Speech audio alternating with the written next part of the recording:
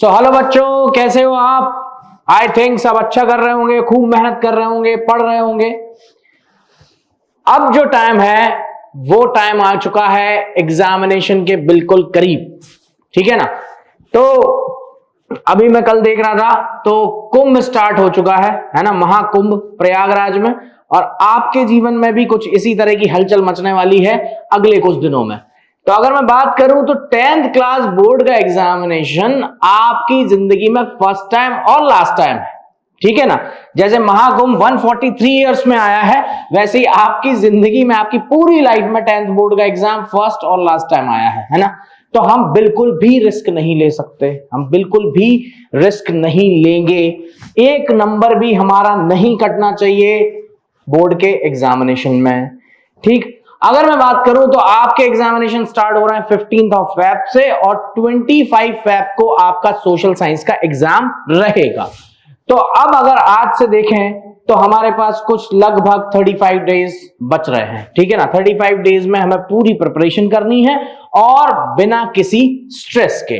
तो इसी सीरीज में मैं आपके लिए लेके आया हूं नेशनलिज्म इन इंडिया के बहुत सारे इंपॉर्टेंट क्वेश्चंस जो कि पुराने एग्जामिनेशंस में पूछे गए हैं। पिछले साल के जो एग्जाम्स हुए हैं उनमें पूछे गए हैं। उनका क्या पैटर्न रहा है, किस तरह की आंसर राइटिंग अप्रोच उनमें होनी चाहिए, किस तरह से हमको उनको अटेम्प्ट करना है, ये सारी बातें आज इस लेक्चर में हम करने वाले हैं। तो आइए देखते हैं सबसे पहले नेशनलिज्म इन इंडिया में किस तरह के क्वेश्चन पूछे गए हैं।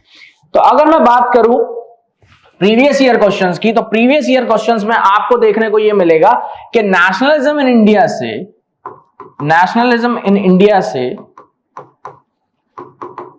वैरायटी ऑफ क्वेश्चंस पूछे जाते हैं और इनकी पूछे जाने की पॉसिबिलिटी कंटिन्यूअस है, मतलब इस बार भी वैरायटी ऑफ क्वेश्चंस देखने को मिलेंगे। जैसे मैं एनालिसिस कर रहा था, मैंने 5 साल के पेपर उठा के देखे, पिछले 5 साल के पेपर मैंने उठा के देखे, तो मुझे क्या दिखाई दिया? मुझे दिखाई दिया कि मल्टीपल टाइप के MCQ, case study based question, map पे बेस्ड क्वेश्चन, 2 नंबर, 3 नंबर और 5 नंबर के क्वेश्चंस, ये क्वेश्चंस हमको देखने को मिलते हैं। मतलब ये वाला जो चैप्टर है ना, इसने अपना बोलबाला बना रखा है हिस्ट्री के अंदर। ऑब्वियस सी बात है, क्योंकि ये हमारे देश के ऊपर ही बेस्ड स्टोरी पे है या हमारी कंट्री की ही हिस्ट्री पे बेस्ड चैप्टर है, तो जाहिर सी बात है कि इससे वेटेज ज्यादा रहने वाला है एग्जामिनेशन में आपके, ठीक है। लास्ट वाला जो लेक्चर था हमारा, उसमें हमने कवर किया था नेशनलिज्म इन यूरोप, ठीक है। तो नेशनलिज्म इन यूरोप और नेशनलिज्म इन इंडिया, ये 2 बड़े ऐसे चैप्टर्स हैं जिनसे ज्यादातर क्वेश्चंस आपसे पूछे जाएंगे। तो नेशनलिज्म इन इंडिया की अगर मैं बात करूं तो यहां से आपको केस स्टडी बेस्ड क्वेश्चंस देखने को मिल जाएंगे, ठीक है। इससे आपको एमसीक्यूज देखने को मिल जाएंगे, इससे आपको सब्जेक्टिव क्वेश्चंस देखने को मिल जाएंगे, ठीक है ना। सब्जेक्टिव क्वेश्चंस देखने को मिल जाएंगे और मैप बेस्ड क्वेश्चंस देखने को मिल जाएंगे। तो इस लेक्चर के अंदर हम ये चारों वैरायटीज को कवर करने वाले हैं।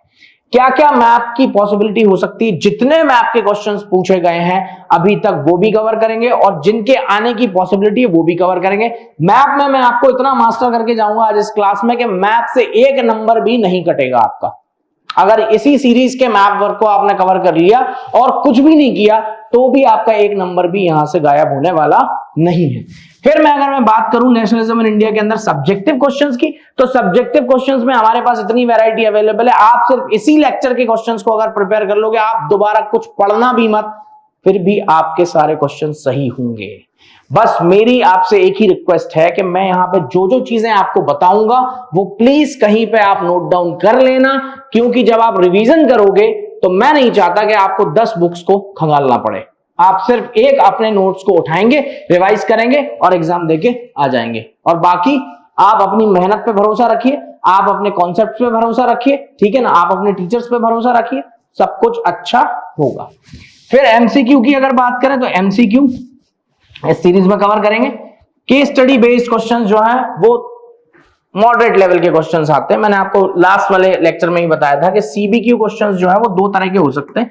एक आपकी लॉजिकल केस स्टडी हो सकती है और एक आपकी एनालिटिकल हो सकती है।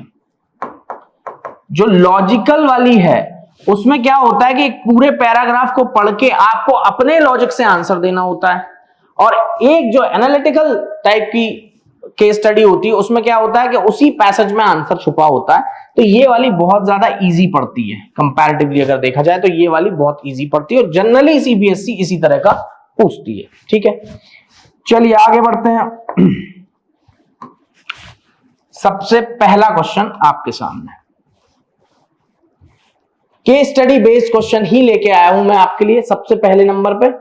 अगर देखा जाए तो अगर हम इस पैराग्राफ के टाइटल को पढ़ें, the movement in the towns, तो हमें क्या दिखाई देता है? ये किससे जुड़ा हुआ क्वेश्चन है? ये नॉन कोऑपरेशन मूवमेंट से जुड़ा हुआ क्वेश्चन है। किससे जुड़ा हुआ क्वेश्चन है? नॉन कोऑपरेशन मूवमेंट से जुड़ा हुआ क्वेश्चन है। ठीक है ना? तो अगर बात करी जाए तो नॉन कोऑपरेशन मूवमेंट की जो स्टार्टिंग है वो कब होती है? जनवरी 1921। जनवरी 1921, जनवरी 1921 में महात्मा गांधी ने ये मूवमेंट लॉन्च किया। ठीक है, महात्मा गांधी ने ये मूवमेंट लॉन्च किया और इस मूवमेंट का नाम था non cooperation, means British government के साथ कोऑपरेट नहीं करना है किसी भी जगह पे, किसी भी स्फीयर में ब्रिटिश गवर्नमेंट के साथ कोऑपरेट नहीं करना है। तो अब आप कोऑपरेट किस किस में कर रहे होगे? सबसे पहले तो ये दिमाग लगाना है कोऑपरेट कर किस किस में रहे होगे। तो हम हर एक जगह कोऑपरेट कर रहे थे ब्रिटिशर से, इसीलिए उनका रूल सरवाइव कर रहा था भारत में। अगर इंडियंस उनको अपना कोऑपरेशन नहीं देते तो ब्रिटिश रूल जो है वो सरवाइव नहीं कर पाता। ये बात हिंद स्वराज नाम की बुक में महात्मा गांधी 1909 में ऑलरेडी डिस्क्राइब कर चुके हैं कि British rule only survive in India due to the cooperation of Indians. फिर बात आएगी कि इस केस स्टडी को थोड़ा ध्यान से हम एक बार पढ़ लेंगे। ठीक है ना, कैसे इसके क्वेश्चंस के आंसर देने तो उससे हम पढ़ लेंगे। तो यहाँ पे हमें देखने को मिलता है मूवमेंट स्टार्ट हुआ मिडिल क्लास के पार्टिसिपेशन के साथ। हजारों स्टूडेंट्स ने गवर्नमेंट कंट्रोल स्कूल्स कॉलेजेस वगैरह छोड़ दिए, टीचर्स हेडमास्टर्स ने रिजाइन कर दिया, लॉयर्स ने अपनी लीगल प्रैक्टिस छोड़ दी, काउंसिल इलेक्शंस को बायकॉट किया गया मोस्ट ऑफ द प्रोविंसेस में एक्सेप्ट मद्रास। मद्रास वाले प्रोविंस में, मद्रास के अंदर जस्टिस पार्टी ने बायकॉट नहीं किया। पार्टी किसकी थी? नॉन ब्राह्मण्स की, नॉन ब्राह्मण्स की पार्टी थी। और इनको ऐसा लगता था जस्टिस पार्टी के मेंबर्स को कि अगर हम एक बार काउंसिल में एंटर हो गए तो हमें पावर मिल जाएगा और जो ब्राह्मण्स की सुपरमेसी है वो कम की जा सकती है। फिर बात आती है the effect of non cooperation movement को अगर हम इकोनॉमिक फ्रंट पे देखें तो हमें देखने को मिलता है कि फॉरेन गुड्स का बायकॉट होना स्टार्ट हुआ। फॉरेन गुड्स का बायकॉट होना स्टार्ट हुआ, लोगों ने खादी को अडॉप्ट किया। ठीक है ना, और अगर देखा जाए तो लिकर शॉप्स की पिकेटिंग हुई। ठीक है, फॉरेन क्लॉथ्स बर्न किए गए। तो इनका जो इंपोर्ट है, यानी ब्रिटेन से जो इंडिया में क्लॉथ्स का इंपोर्ट होता था वो 102 करोड़ से गिर के कितने पे आ गया? 57 करोड़ पे। और बहुत सारे प्लेसेस पे मर्चेंट्स और ट्रेडर्स ने क्या किया? फॉरेन गुड्स को बेचना ही बंद कर दिया। तो इस बायकॉट की वजह से क्या हुआ? धीरे धीरे धीरे धीरे इंडियन टेक्सटाइल और हैंडलूम्स का जो प्रोडक्शन है वो बढ़ गया। सीधी सी बात है ना, आप ब्रिटिश जो गुड्स हैं या जो ब्रिटिश क्लॉथ्स हैं उनको आप क्या कर रहे हो? बायकॉट कर रहे हो। तो कपड़े पहनने को तो चाहिए, तो कपड़े पहनने के लिए कौन से कपड़े पहनोगे? इंडियन या इंडिया में बने हुए कपड़े पहनोगे। तो जो इंडियन मर्चेंट्स और मैन्युफैक्चरर्स हैं उनका प्रोडक्शन तो बढ़ेगा ना, उनका प्रॉफिट भी बढ़ेगा। ठीक है, तो ये पूरी केस स्टडी एक पूरा पैराग्राफ है। अब इस पे बेस 3 क्वेश्चंस दिए इन्होंने यहाँ पे। इन्होंने क्या बोला? सबसे पहला question, explain the role of justice party in boycotting of council election. तो हमें क्या दिखता है कि इन्होंने बायकॉट नहीं किया। ठीक है ना, ये किसने क्या किया? Participated in council election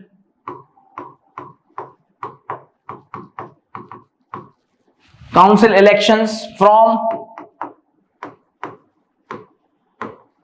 Madras province से जस्टिस पार्टी ने पार्टिसिपेट किया काउंसिल इलेक्शन में। ठीक है ना, और सबसे पहले आप ये लिख सकते हो कि justice party didn't बायकॉटेड the council elections. ठीक है, क्यों? क्योंकि जो यहां पे ब्राह्मण्स हैं, ब्राह्मण्स को एक्सेस था पावर का, एंड ये नॉन ब्राह्मण पार्टी है तो इसको क्या चाहिए था? पावर का एक्सेस चाहिए था। ठीक है ना, एक्सेस टू पावर चाहिए, इसलिए इन्होंने बायकॉट नहीं किया। नॉन कोऑपरेशन के क्या इफेक्ट हुए इकोनॉमिक फ्रंट पे? ठीक है ना, तो आपको लिखना वही कि इंपोर्ट्स जो है वो डिक्लाइन हो गए, इंपोर्ट्स डिक्लाइंड इंपोर्ट्स डिक्लाइन हो गए और इंडियन टेक्सटाइल प्रोडक्शन जो है वो क्या हो गया, इंडियन टेक्सटाइल प्रोडक्शन इंक्रीज्ड। ठीक है, ये वाला पॉइंट डालोगे आप। Explain the effect of boycott movement on foreign textile trade, उसमें भी यही डालेंगे। ठीक है, उसमें क्या डालेंगे भाई, उसमें ये डालेंगे बायकॉट किया कैसे। देखो यहां पूछ रहा है कि इफेक्ट क्या हुआ नॉन कोऑपरेशन मूवमेंट का इकोनॉमिक फ्रंट पे, यहां वो पूछ रहा है कि बायकॉट जो मूवमेंट चलाया फॉरेन टेक्सटाइल ट्रेड के अगेंस्ट, वो हुआ कैसे, उसका कोर्स क्या था। तो यहां पे सीधे सीधे से लिख दिया जाएगा क्या, सबसे पहले bonfire of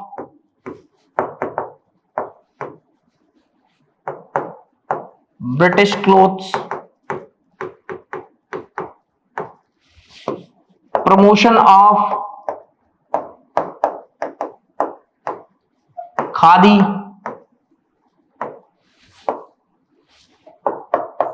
Indian merchants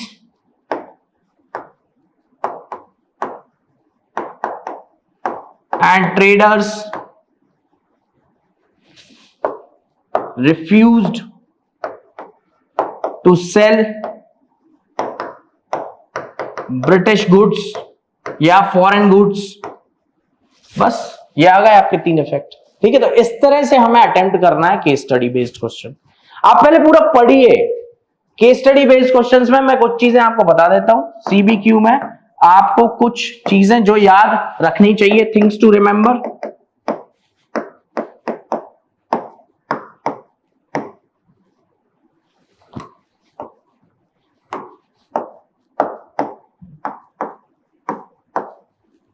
सबसे पहले रीड द पैसेज और सोर्स, जो भी सोर्स दिया हुआ है उसको आपको एक्टिवली रीड करना है। Try to frame answer, try to frame answer according to the information available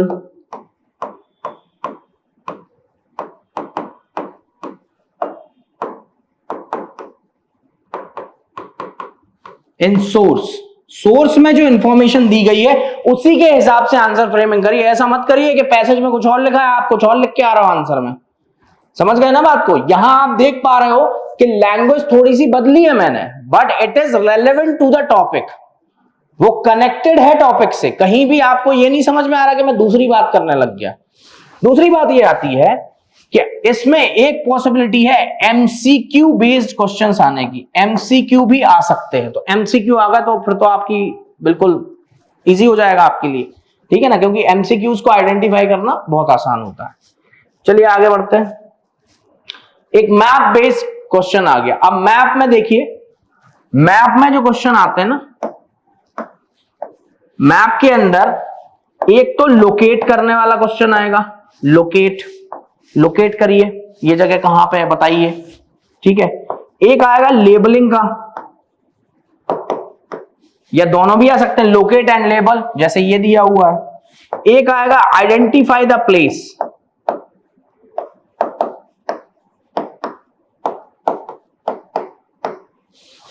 identify the place का क्वेश्चन, ये इस प्लेस को आइडेंटिफाई करना है आपको, ये प्लेस है कहां पे। ठीक है, तो लोकेट, लेबल और आइडेंटिफाई द प्लेस, 3 तरह के क्वेश्चन मैप से बन सकते हैं हिस्ट्री पोर्शन के अंदर। इसी तरह के क्वेश्चन आपके ज्योग्राफी के अंदर बन सकते हैं। तो मैप बेस्ड क्वेश्चंस के लिए आपके लिए सबसे अच्छी चीज क्या है कि आप 10-12 आइटम जो है मैप के, जैसे वो दिए हुए हैं ऑलरेडी सीबीएसई की शीट में दिए हुए हैं कि इतने इतने से ये पूछेंगे, इससे आगे कहीं पूछेंगे नहीं, तो वही वाले आप प्रिपेयर कर लो। अलग अलग मैप पे आप खुद मैप बना के और उसको लोकेट एंड लेबल करने की एक बार प्रैक्टिस कर लो, फिर आपको कभी दोबारा देखने की जरूरत ही नहीं पड़ेगी। तो अगर मैं बात करूं, सबसे पहला क्वेश्चन क्या है, the place where the Indian National Congress session was held. ठीक है, तो ये प्लेस दिया हुआ है। अब आपको ये नहीं बताया कौन से ईयर का सेशन है, समझ गए, कौन से ईयर का सेशन है, किस जगह पे हुआ, कुछ नहीं बताया गया आपको। आपको आइडेंटिफाई करना है place, the place where the Indian National Congress session was held? तो आंसर क्या है इसका? मद्रास। इसका आंसर क्या है?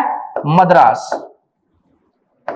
अब मद्रास में कांग्रेस का जो सेशन हुआ था वो हुआ था 1927 में, और 1927 के इस मद्रास सेशन को इतना इंपॉर्टेंस क्यों दिया गया? आपकी हिस्ट्री में, आपके चैप्टर के अंदर इसको क्यों पूछा गया? 1927 में ऐसा क्या हुआ है कि इस सेशन को पूछ रहे हैं, जबकि ना तो इसके तुरंत बाद कोई मूवमेंट लॉन्च होता हुआ दिखता है हमें, ठीक है ना ही हमें कोई यहां पे देखने को मिलता है कोई अपराइजिंग हुई हो, कोई रेवोल्यूशनरी एक्ट हुआ हो, कुछ देखने को नहीं मिलता। ये सेशन इसलिए इंपॉर्टेंट है बिकॉज यहां पे Congress and Muslim league were reunited against Britishers. और वो रियूनियन किस वजह से हुआ है? देखो कांग्रेस में दो विंग्स थी, एक विंग थी रेडिकल विंग, ठीक है, और एक विंग कौन है? लिबरल। तो जो लिबरल्स हैं इन्होंने स्वराज पार्टी बनाई थी, स्वराज पार्टी 1923 में क्या बनाया था? स्वराज पार्टी बनाई थी। अब स्वराज पार्टी का जो मोटिव था वो ये था कि इंडिया के लिए डोमिनियन स्टेटस जो है वो किसी तरह से ब्रिटिशर से लेना, कि हमें डोमिनियन स्टेटस दे दो। अब कई बच्चों को डोमिनियन स्टेटस समझ में नहीं आता कि डोमिनियन स्टेटस का मतलब क्या होता है, डोमिनियन का मतलब क्या होता है, डोमिनियन स्टेटस। तो लिबरल का मोटिव है to achieve dominion status from Britishers, radicals का मोटिव है टू अचीव कंप्लीट इंडिपेंडेंस। इसीलिए आप जस्ट इसके कुछ टाइम के बाद देखोगे 1929 के लाहौर सेशन में जो जवाहरलाल नेहरू उनकी लीडरशिप में एक ओथ, एक प्लेज ली जाएगी कि we are completely independent from today and we will celebrate our first independence day on 26 जनवरी 1930। हालांकि उसका बहुत बड़े लेवल पे कोई रिस्पॉन्स नहीं मिला, लेकिन आगे जाके जब इंडिया रिपब्लिक बना तो हमने डेट कौन सी चूज की? हमने 26 जनवरी को ही चूज किया, बिकॉज 26 जनवरी 1950 को ही इंडिया फुल्ली कंप्लीट इंडिपेंडेंट हुआ था। कंप्लीट इंडिपेंडेंस जो इंडिया को मिला है वो 1950 को ही मिला है। 1947 को जो हमें इंडिपेंडेंस मिला है उसके अंदर में हमारे पास इंटरिम गवर्नमेंट थी, खुद की सरकार थी नहीं। हमारा जो एग्जीक्यूटिव हेड था वो ब्रिटिश गवर्नर जनरल था, ठीक है ना। British governor general was the executive head of India at that time. तो हम नहीं मानते कि 47 में कंप्लीट इंडिपेंडेंस था, 50 में हम रिपब्लिक बन गए, यानी कि हम किसी के ऊपर क्या है? डिपेंडेंट नहीं है, हम सोवरन हैं, ठीक है ना। तो अगर बात की जाए तो यहां पे डोमिनियन स्टेटस का मतलब ये होता है under the supremacy of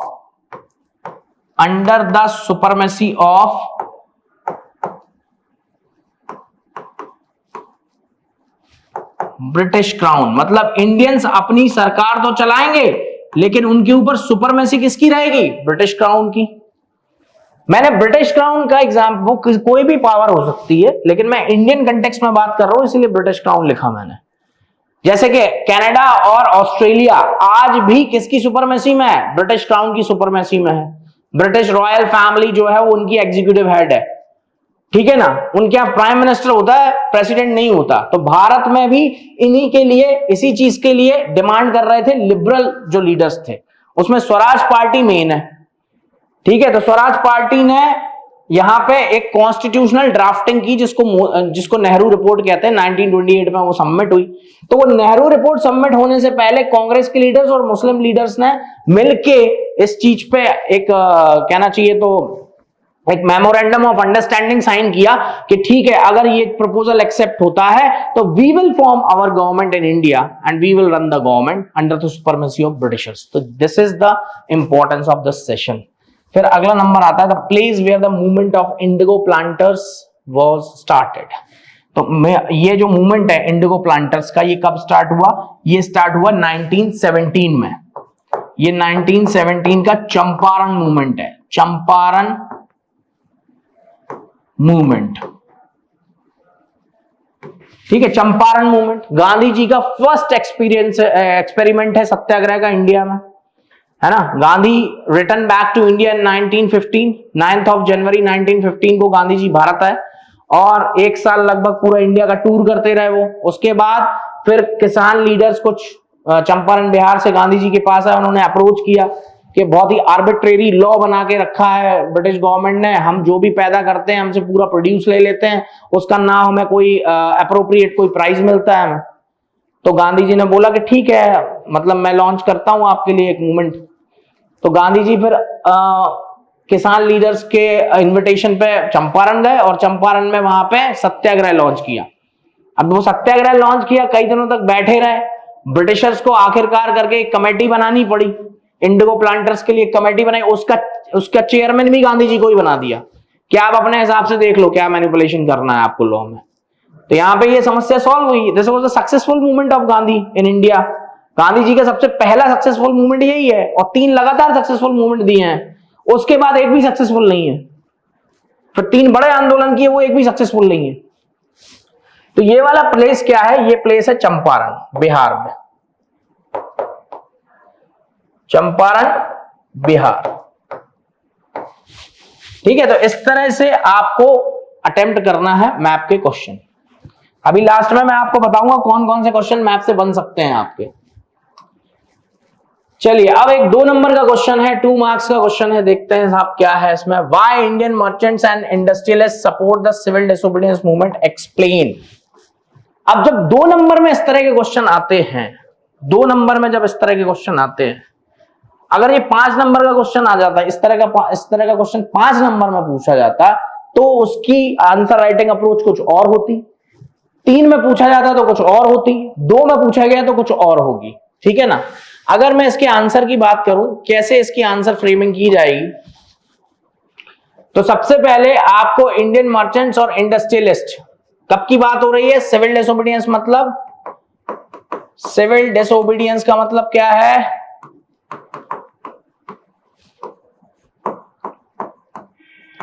civil disobedience movement कब लॉन्च हुआ भाई? लॉन्च हुआ 6 अप्रैल 1930। 6 अप्रैल 1930 को ये लॉन्च हुआ। ठीक है, 2 मैप के क्वेश्चन यहीं से बन जाएंगे। एक तो बन जाएगा दांडी मार्च कहां से स्टार्ट हुआ, दांडी मार्च पूछ लिया जाता है। दांडी मार्च स्टार्टेड फ्रॉम, तो बच्चे लगाते हैं बिल्कुल आंख बंद करके दांडी, हो जाता है गलत। आंसर क्या होगा इसका? साबरमती आश्रम।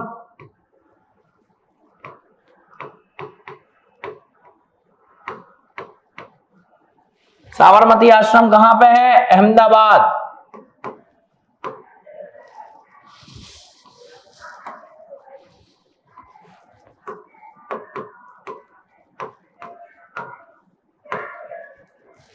ठीक है, और दूसरा क्वेश्चन क्या बनेगा? Place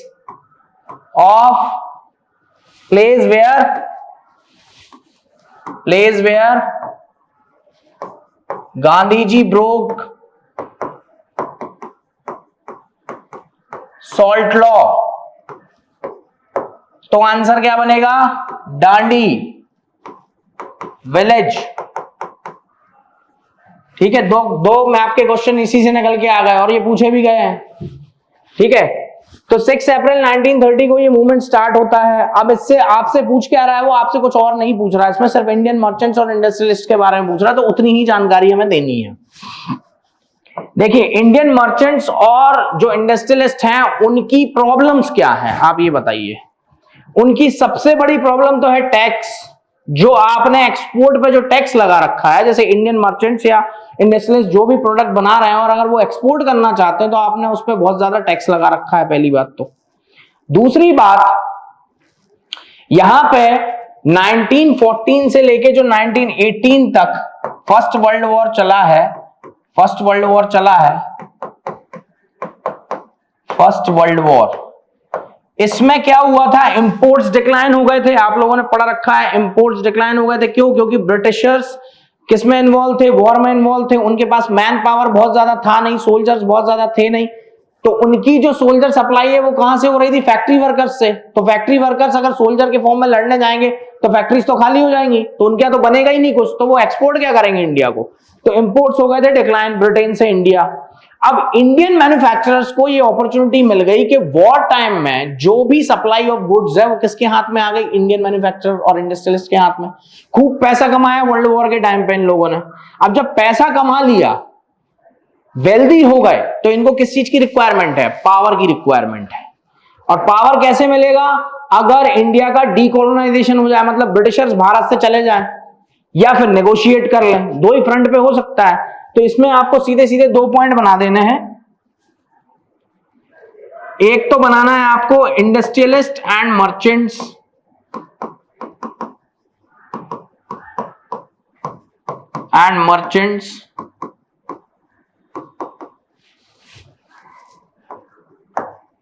were seeking reduction in tax and tariffs on export। ठीक है, पहला पॉइंट तो ये हो जाएगा कि भैया वो टैरिफ और टैक्स में क्या चाह रहे थे, रिडक्शन चाह रहे थे। दूसरा क्या लिखोगे आपस में, दूसरा ये लिखोगे कि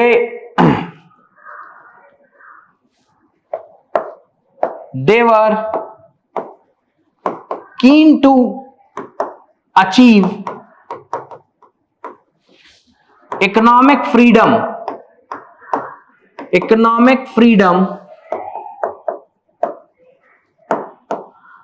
as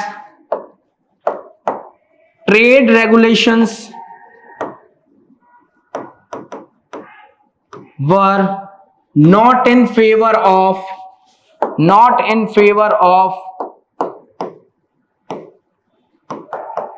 Indian industrialists and merchants।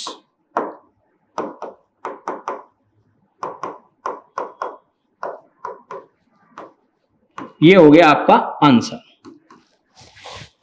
ठीक है, टैक्स और टैरिफ में क्या चाह रहे थे, रिड्यूस चाह रहे थे और इकोनॉमिक फ्रीडम चाह रहे थे। जैसा कि हमने नेशनलिज्म इन यूरोप में देखा था ना, rise of nationalism in Europe, वहां पे लिबरलिज्म का इकोनॉमिक मीनिंग क्या है, free markets, tariff free markets, reduce tax, custom duties कम होनी चाहिए, इंपोर्ट एक्सपोर्ट पे लगने वाला टैक्स कम होना, यही तो चाहता है मर्चेंट और इंडस्ट्रियलिस्ट, उसको और क्या चाहिए। ठीक है ना। ऊपर से ये लोग पॉलिटिकल पावर में भी आना चाह रहे थे, इसके लिए इन लोगों ने पॉलिटिकल पावर क्यों चाहिए, ताकि सरकार पर प्रेशर बना सके। उनको नेता नहीं बनना है, याद रखना हमेशा। आज इंडिया में अंबानी को आप चुनाव लड़ते नहीं देखोगे, अडानी को आप चुनाव लड़ते हुए नहीं देखोगे, उनको जरूरत ही नहीं है पॉलिटिकल पावर की, उनको जरूरत ही नहीं है पॉलिटिकल पावर की। उनके पास इकोनॉमिक पावर इतना है कि ऑटोमेटिकली पॉलिटिकल पावर चल के आता है उनके पास। आज अगर रिलायंस इंडस्ट्रीज या अडानी जी को चाह लें देश में, तो क्या नहीं होगा, वो होगा। क्यों होगा, क्योंकि ऑलरेडी इंडस्ट्रियलिस्ट जो होते हैं ना, इंडस्ट्रियलिस्ट लॉबी जो होती है ना, वो इकोनॉमी को चलाती है भाई। अगर वो गड़बड़ हुई तो पूरी इकोनॉमी बैठ जाएगी। तो यहां पे इंडियन मर्चेंट्स और इंडस्ट्रियलिस्ट भी उसी तरह का एनवायरमेंट क्रिएट करना चाह रहे हैं। अभी तक इंडिया के मार्केट पे किसका कब्जा है, यूरोपियन ट्रेडर्स और इंडस्ट्रियलिस्ट का। ठीक है ना। उनकी एक पूरी अगर देखा जाए तो फुल प्रूफ बॉडी है, ऑर्गेनाइजेशन है, जिसको कहते हैं ICCI, European chamber and commerce. ठीक है ना। अगर देखा जाए तो यहां पे एक बॉडी है, European chamber of commerce and industries.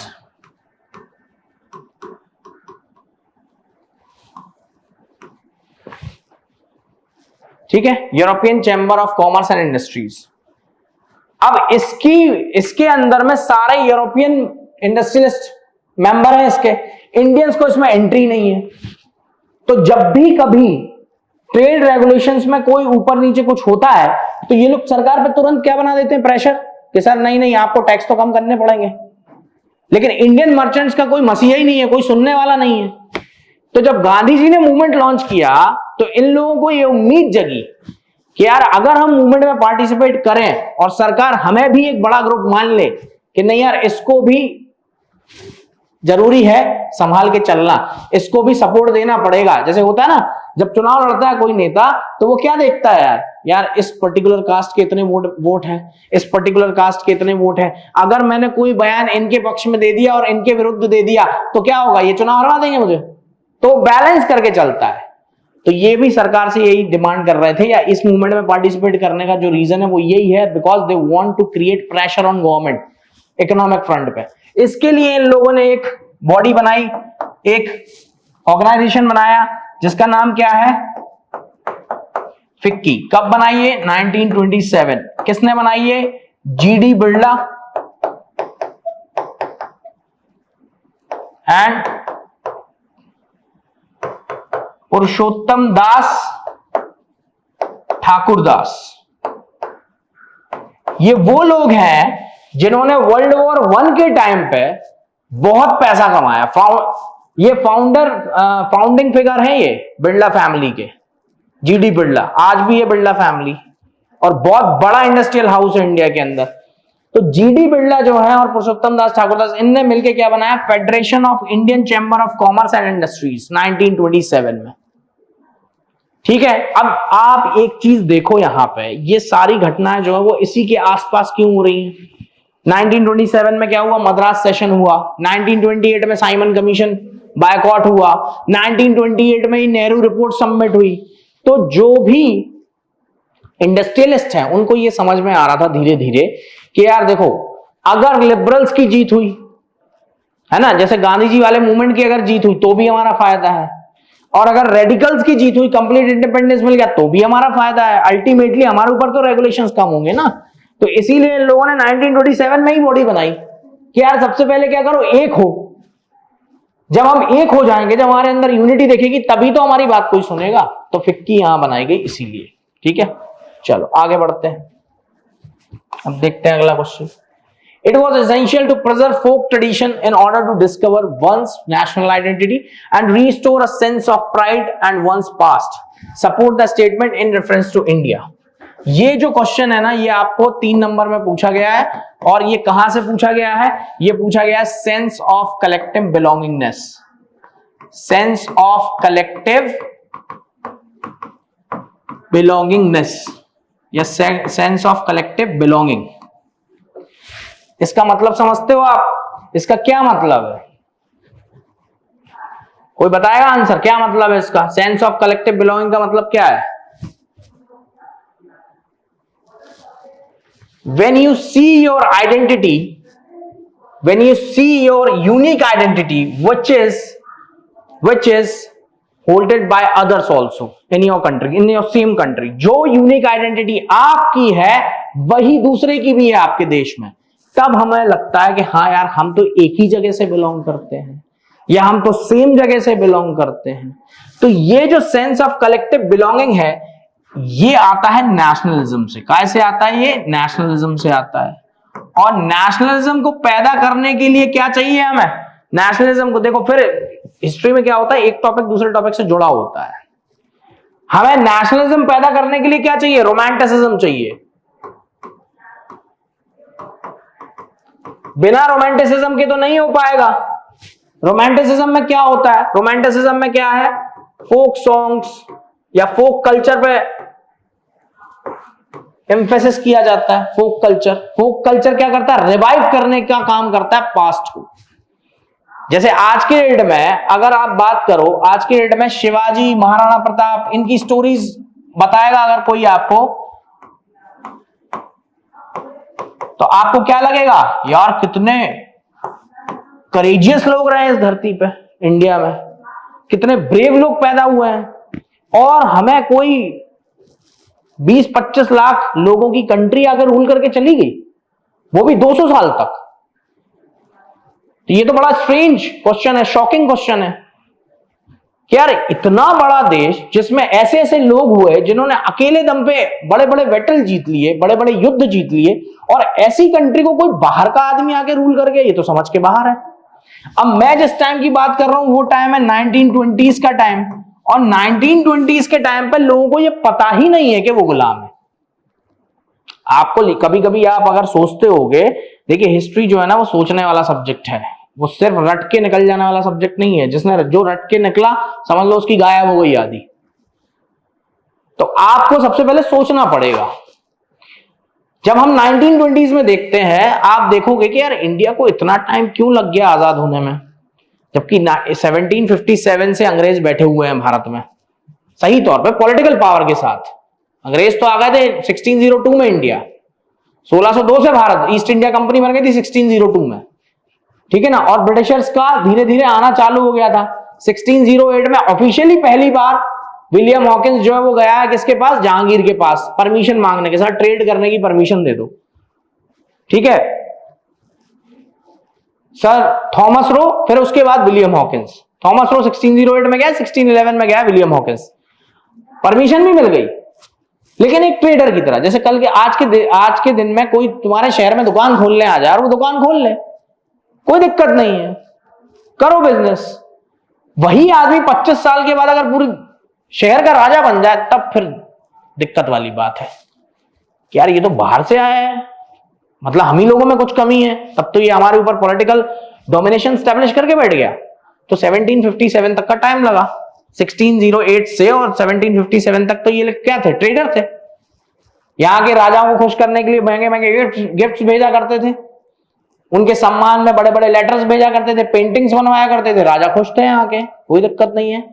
1757 में जब पॉलिटिकल कंट्रोल इनके हाथ में आ गया, उसके बाद से लेकर 1947 190 साल तक भारत में अंग्रेज बैठे रहे पैर जमा के, और तुम कुछ नहीं कर पाए।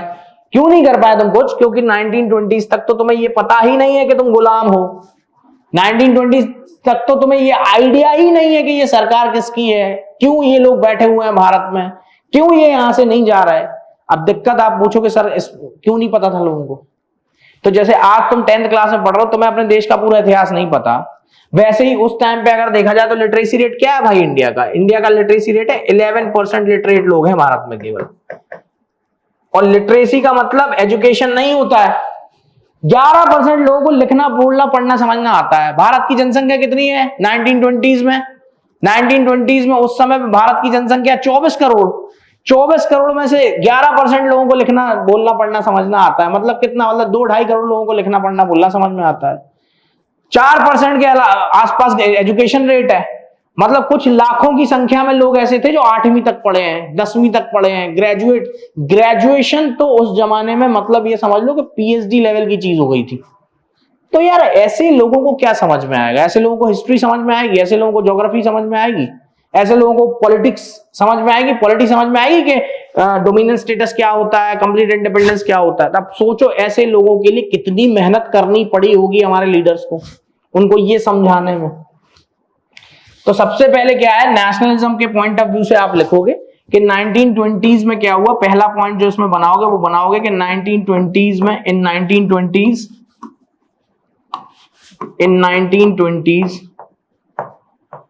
सॉरी फ्रॉम लिखो यहां से, from 1920s with the spread of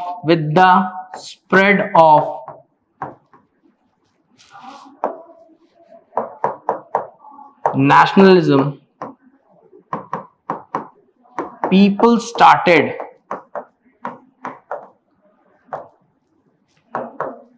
to see themselves in a national identity, अपने आप को नेशनल आइडेंटिटी के फॉर्मेट में देखना चालू किया। फिर आप इसमें डालोगे भारत माता या एलगरी। तो भारत माता, एक्चुअली में भारत माता कौन है? तो भारत माता भारत के लोग हैं, ठीक है। भारत माता, ये जो कॉन्सेप्ट है भारत माता का, इसको किस चीज के लिए यूज किया गया? इसको यूज किया गया कलेक्टिवनेस के लिए, ठीक है ना। तो डिवोशन, लोगों की तरफ से डिवोशन आया कंट्री को लेकर, devotion to nation, devotion to nation. फिर आपको लिखना है इसमें तीसरे नंबर पे क्या करोगे आप? डिस्कवरी ऑफ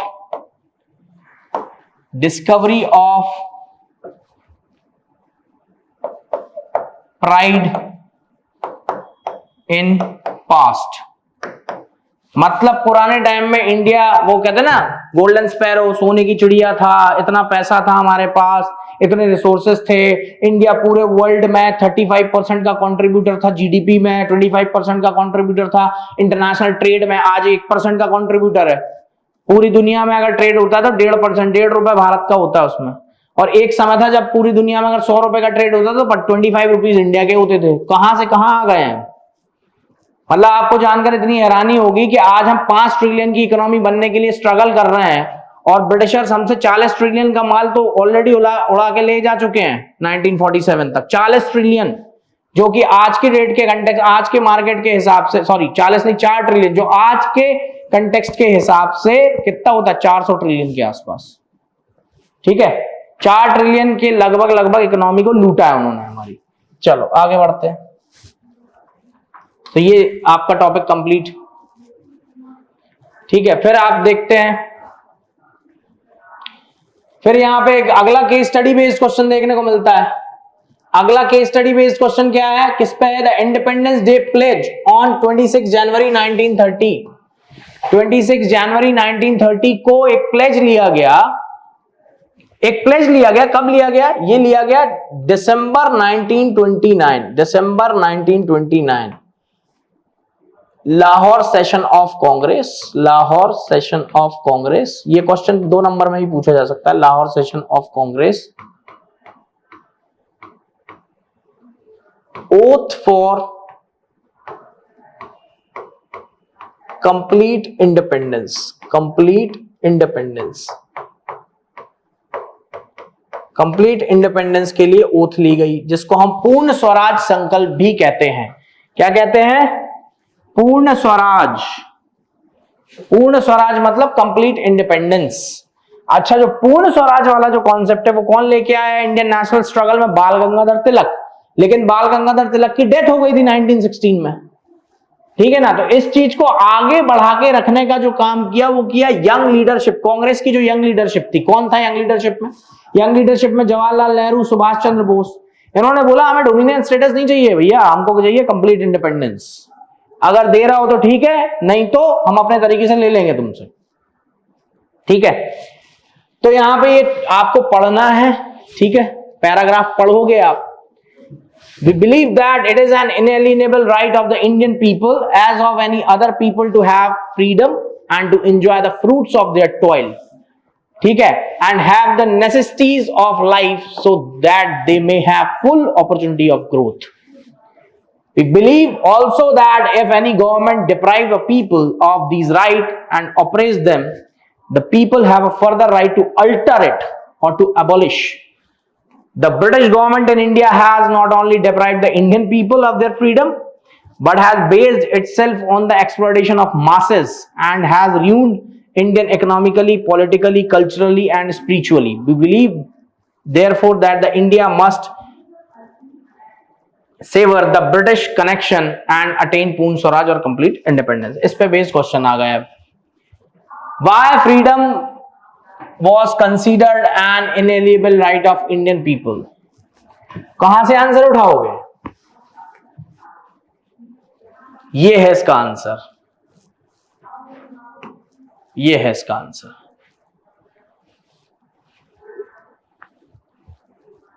ये It is the inalienable right of the Indian people as of any other people to have freedom and enjoy to the fruit of their toil and have the necessities of life that may have full opportunities of growth. सीधी सी बात है, जो जिस देश में रहता है, जिसका जो देश है, उसी ही को राइट है वहां पे इंडिपेंडेंटली या लिबर्टी के साथ जीने का। Why was पूर्ण Swaraj considered essential by the Indian people? Because Indians are responsible for their rule.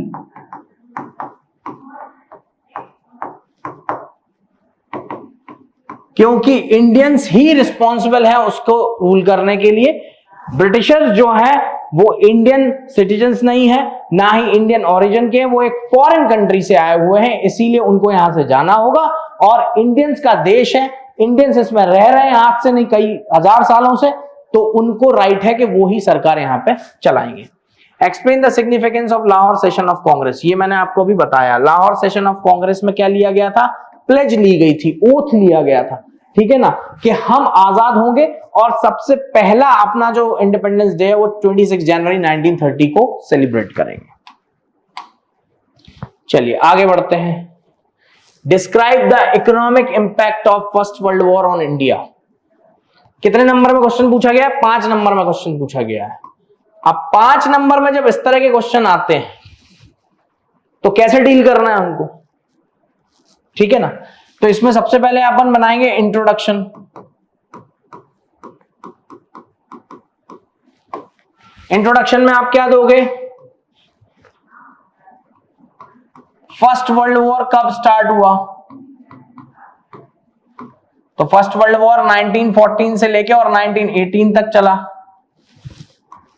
ठीक है। फर्स्ट वर्ल्ड वॉर 1914 से 1918 तक चला।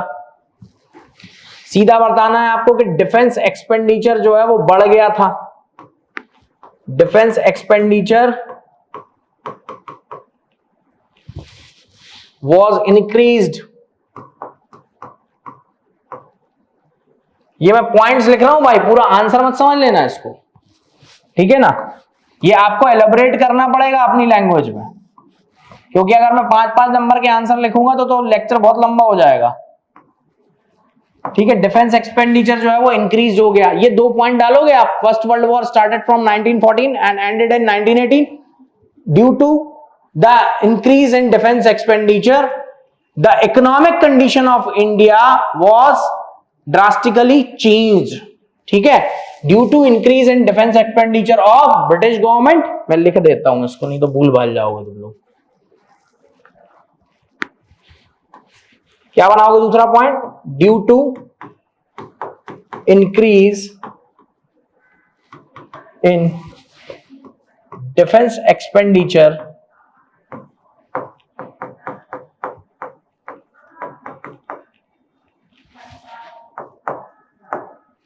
of the Britishers या of Britain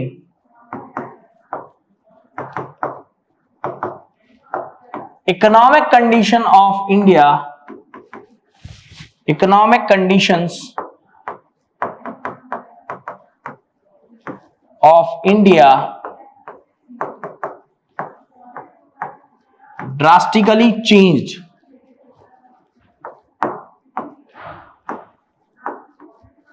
ठीक है, ये हो गया। अब आपको बताना है कि क्या क्या इंपैक्ट्स आए, तो अब आप इंपैक्ट्स बताओगे।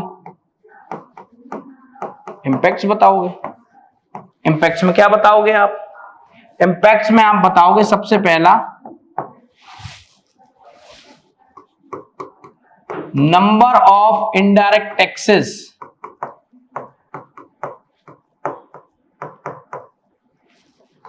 वर increased and income tax introduced। ठीक है। अब यार यहां पे देखो कुछ नेगेटिव इंपैक्ट आया है इकोनॉमी पे, तो कुछ पॉजिटिव भी आया है। पॉजिटिव कैसे आया? इंडियन मर्चेंट्स और इंडस्ट्रियलिस्ट ने बहुत पैसा कमा लिया यहां पे, ठीक है। फिर आपको क्या देखने को मिलेगा?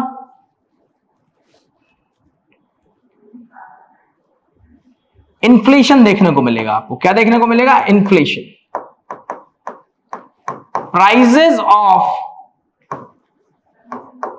Commodities were doubled between 1913 to 1918। मतलब 5 साल के अंदर प्राइस जो है वो कमोडिटीज के डबल हो गए। और क्या कर सकते हो आप? Imports from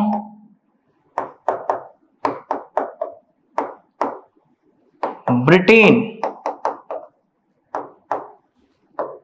decreased.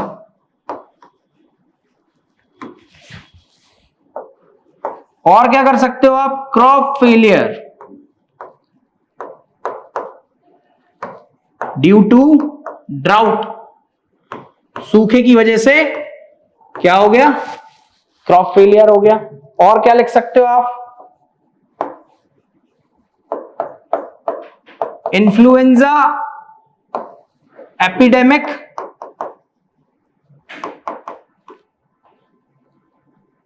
caused millions of death,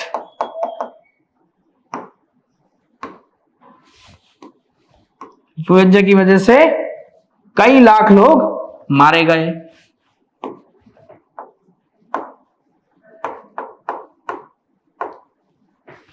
ठीक है, ये हो गए आपके 5 पॉइंट। चाहो तो एक 6 नंबर का पॉइंट इसमें ऐड कर सकते हो कि Indian cottage industries and merchants या Indian industrialist and merchants benefited from the first world war because the load of supply और द सप्लाई ऑफ गुड्स किसके पास आ गई थी, इंडियन मर्चेंट्स और इंडस्ट्रियलिस्ट के पास। लास्ट में लिख देना conclusion,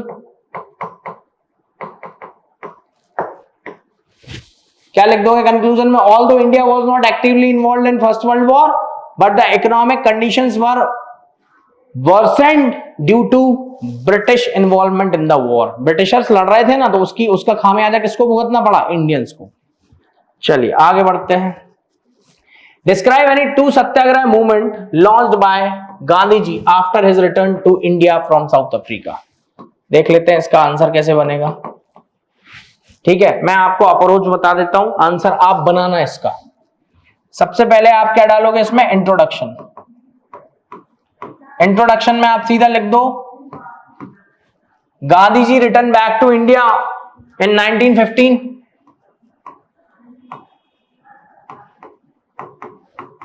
Gandhi ji return back to India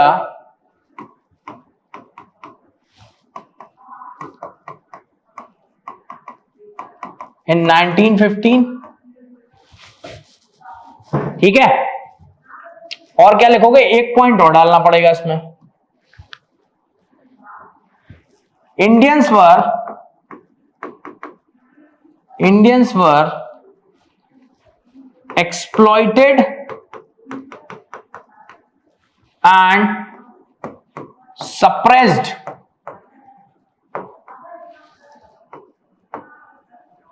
and suppressed by Britishers on every front। हर जगह पे क्या देखने को मिल रहा था, एक्सप्लॉइटेशन और सप्रेशन, हर फ्रंट पे। फिर इसमें आप लिखोगे कि गांधी जी ने कौन कौन से मूवमेंट लॉन्च किए, तो मूवमेंट्स के नाम बताना पड़ेंगे आपको। अब उसने 2 पूछा है तो आप 2 ही बता दो। ठीक है, 2 बता दो आप। 1917 में कौन सा लॉन्च हुआ भाई, चंपारण मूवमेंट बता दो आप।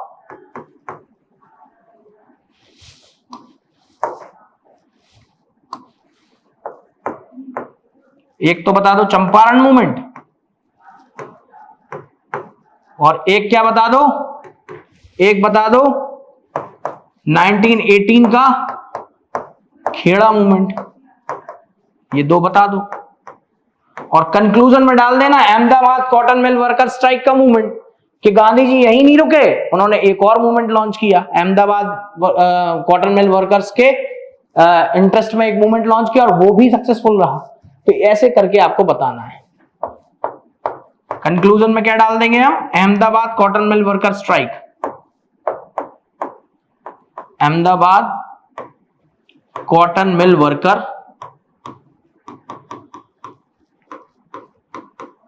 Workers strike.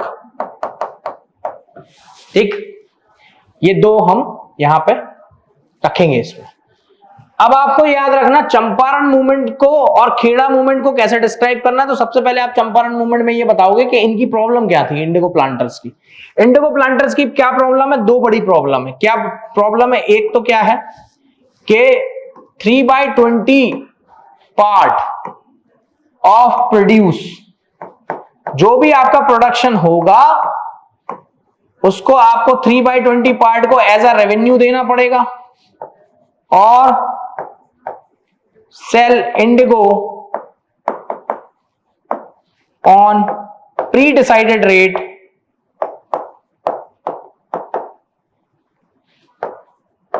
Rate of government, government ने जो दाम तय कर दिया उसी दाम पे आपको बेचना पड़ेगा। इसको कहते थे तीन कटिया सिस्टम, तीन कट्ठे आपको देने पड़ेंगे, तीन पार्ट, 3/20 पार्ट। 3/20 पार्ट को अगर मैं एग्जांपल के थ्रू समझाने की कोशिश करूं तो कैसे, जैसे मान लो आपने 100 केजी इंडिगो पैदा किया, 3/20 कितना होता है भाई, तो 15 केजी तो आपको किस पे देना पड़ेगा, आपको रेवेन्यू में। अब मान लो इंडिगो का दाम जो है वो कितना है मार्केट में दाम है इसका 10 रुपए केजी, 10 रुपीज पर केजी दाम है, और गवर्नमेंट आपसे कह रही है कि मुझे 5 रुपए पर केजी पे बेचो, कितने का नुकसान होगा आपको? 100 किलो का जो दाम था वो 1000 रुपए हो रहा था, कंपनी कह रही है कि इसको हम लेंगे आधे दाम में, मतलब 500 में, और उसमें से भी 3/20 हम तुमसे ले ही चुके हैं, तो यानी 15 केजी 150 रुपीज का वो घाटा हो गया। ठीक है, अब जो बचा, कितना बचा, 85, तो कायदे से मार्केट के हिसाब से वो कितने हो रहे थे, 850, लेकिन सरकार उसको कितने में खरीदेगी, हिसाब लगा लो कितने में खरीदेगी, 425 रुपीज में, आधे में। तो यहां पे इनकी तो दिक्कत यही है ना कि साल भर मेहनत कर रही है, इनको मिल कुछ रहा नहीं है। ठीक है, खेड़ा वाले केस में क्या था, ये तो चंपारण का केस था, खेड़ा वाला केस क्या था भाई, खेड़ा वाले केस में दिक्कत ये थी कि खेड़ा डिस्ट्रिक्ट है गुजरात का, और खेड़ा डिस्ट्रिक्ट में पड़ा हुआ था सूखा, यानी कि ड्राउट कंडीशन थी, क्रॉप फेल हो गया था। अब जब क्रॉप फेल हो गया तो किसान रेवेन्यू कहां से देगा, और ब्रिटिशर्स ने क्या कर रखा था, रेवेन्यू को फिक्स कर रखा था, मुझे कोई मतलब नहीं है तुम्हारे यहां कुछ पैदा हो या नहीं हो, 3 गुना लगान देना पड़ेगा। पर 3 गुना वाली तो वो तो फिल्म की कहानी है, बट लगान देना पड़ेगा। ठीक है साहब, तो ये लोग पहुंच गए गांधी जी के पास कि सर अभी अभी आप चंपारण से आए हो तो आपका सारा अरेंजमेंट कर देते हैं, आप हमारे यहाँ चलो। तो गांधी जी ने बोला कि मैं आता हूं, आप मेरे एक लीडर को लेके जाओ। सरदार वल्लभ भाई पटेल गए थे यहाँ पे, ये मार्च 1918 यानी कि मार्च 1918 से स्टार्ट हुआ और जून 1918 में खत्म हो गया ये मूवमेंट, 3 महीने में खत्म। तो सरकार ने क्या किया कि अगर तुम रेवेन्यू नहीं दोगे तो हम क्या करेंगे, कन्फिस्केट कर लेंगे तुम्हारी लैंड को, मतलब छीन लेंगे तुमसे, और क्या करेंगे, उसका ऑक्शन कर देंगे। तो सरकार ने क्या किया, सारे लोगों के जो पेपर्स हैं वो कलेक्ट करना चालू किए जमीनों के, और बेचना चालू किया। तो यहां पर सरदार वल्लभ भाई पटेल इन किसानों के साथ खड़े हो गए, और उन लोगों ने क्या कर ली, गांव की फेंसिंग, कि तुम बेच तो दोगे, खरीदने वाला अंदर कैसे आएगा गांव के, हम उसको अंदर ही नहीं आने देंगे। तो थक हार के फिर गवर्नमेंट को क्या करना पड़ा, एग्जेम्प्ट करना पड़ा कि हाँ ठीक है अगले साल दे देना, इस साल का माफ करते हैं। तो इस तरह की कहानी है ना, जब आपको पूरी कहानी पता होती है ना तो आंसर लिखने में बड़ा मजा आता है। ठीक है, चल आगे बढ़ते हैं, आगे बढ़ते हैं। Which of the following pairs regarding Indian nationalism is correctly matched? तो आपको यहाँ लीडर्स के नाम दिए हुए हैं और उनका कंट्रीब्यूशन दिया हुआ है, तो आपको करेक्ट पता करना है इसमें से कौन सा करेक्ट है। तो हमें लगभग साफ ही दिखाई दे रहा है कि यहाँ पे जवाहरलाल नेहरू और अवध किसान सभा जो है will be the correct answer. Jawaharlal Nehru was the founder of Awadh किसान सभा and is the first presiding chairman also the Awadh किसान सभा। अब अगर मैं बात करूं तो यहां पे लिखा हुआ है सीआर दास। सीआर दास ने क्या बनाई है भाई, सीआर दास ने बनाई है स्वराज पार्टी। तो सीआर दास जाएंगे यहां पे, सीआर दास और किसने मिलकर बनाई है, मोतीलाल नेहरू। मोतीलाल नेहरू, याद रखना स्वराज पार्टी से भी क्वेश्चन आ सकता है आपसे। ठीक है, सीआर दास एंड मोतीलाल नेहरू कब बनाई है पार्टी, 1923 में, after the failure of non cooperation movement और after the withdrawal of non cooperation movement. फिर बात आती है हिंदुस्तान सोशलिस्ट रिपब्लिकन आर्मी, किसने बनाई भाई, ये बनाई भगत सिंह ने। एक्चुअली में ये पहले से प्रेजेंट थी, भगत सिंह ने इसमें केवल सोशलिस्ट वर्ड जोड़ा है। ये थी हिंदुस्तान रिपब्लिकन आर्मी, HRA। कब बनी थी ये, 1924 में। किसने बनाई थी, सचिंद्र सान्याल। गांधी जी जब इससे जुड़े तो सॉरी गांधी जी बोल रहा हूं, रेवोल्यूशनरी, मैंने मिलिटेंट रेवोल्यूशनरी बना दिया गांधी जी को। नहीं नहीं, गांधी जी अहिंसा वाले हैं भाई, गांधी जी को वहां नहीं भेज सकते। ये पूरी की पूरी मिलिटेंट नेशनलिज्म पे बेस्ड पार्टी है, जहां देखे मारो, बम फेंको, गोली मारो, इनका कॉन्सेप्ट अलग है। ये मिलिटेंट नेशनलिज्म वाले लोग हैं। तो अब यहां पे भगत सिंह ने क्या किया, इसको दोबारा से क्या किया, फॉर्म किया हिंदुस्तान सोशलिस्ट रिपब्लिकन आर्मी के नाम से। कब? 1928 में, फिरोज शाह कोटला, दिल्ली।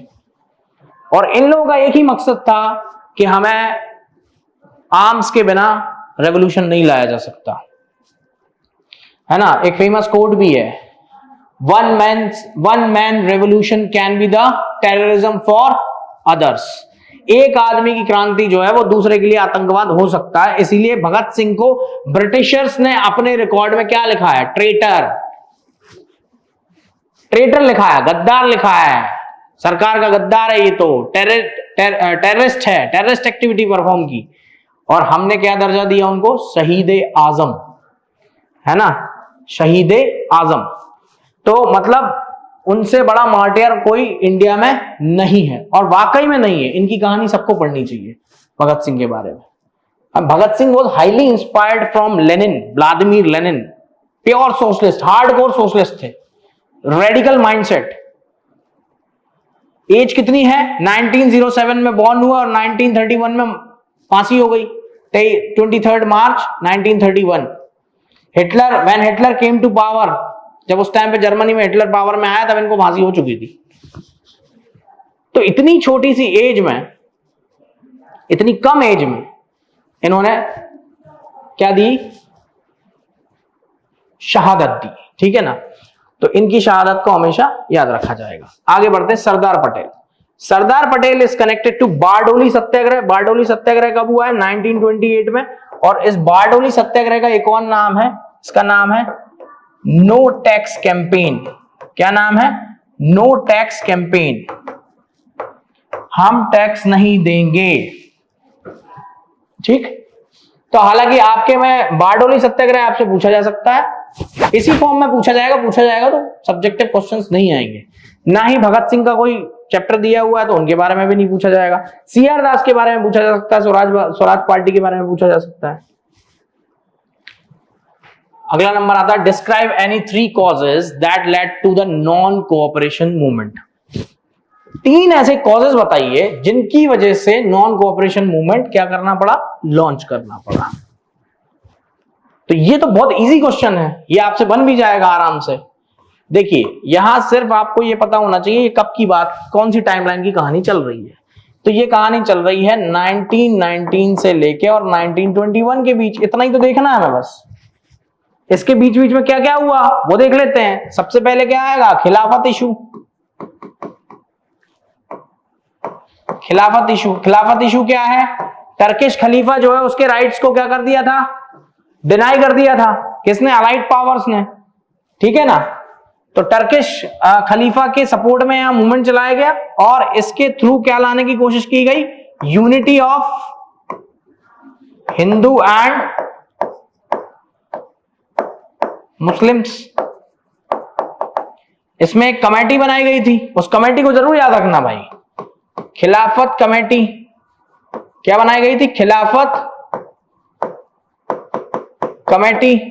चेयरमैन कौन था उसका? उसका चेयरमैन कौन था? एम.के. गांधी, मोहनदास करमचंद गांधी, हमारे प्यारे बापू, ठीक है। खिलाफत इशू, खिलाफत इशू के बाद क्या आएगा? रॉलेट एक्ट आएगा। रॉलेट एक्ट, रॉलेट एक्ट कब आया भैया? ये आया जनवरी 1919 में।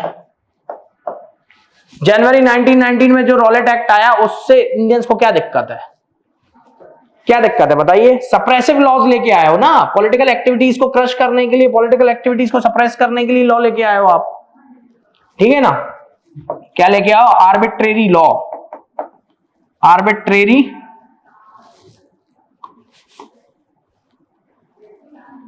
क्या ले आए हो आप? Arbitrary law. आर्बिट्रेरी लॉ का जनरली मतलब होता है ऐसा लॉ जो जनता को दबाता हो। सरकार से तो पॉजिटिव में है वो, लेकिन जनता के लिए नेगेटिव है, तो आर्बिट्रेरी कहते हैं उसको। जो कॉन्स्टिट्यूशनल वर्ड है उसके लिए आर्बिट्रेरी होता है। आप मत लिखना, ठीक है। आप लिख सकते हो कि सप्रेसिव लॉ लेके आ गए भाई। और क्या था इसमें? मार्शियल लॉ था। मार्शल लॉ था, ठीक है ना, और क्या था, मार्शल लॉ था, और सोचो सोचो क्या था और मार्शल लॉ के अलावा?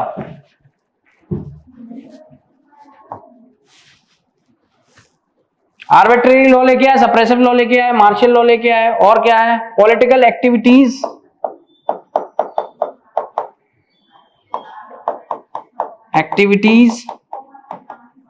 और डेमोन्स्ट्रेशंस।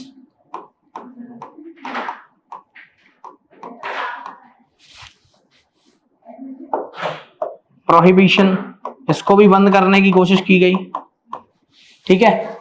फिर और क्या आएगा, फिर आएगा रॉलेट सत्याग्रह।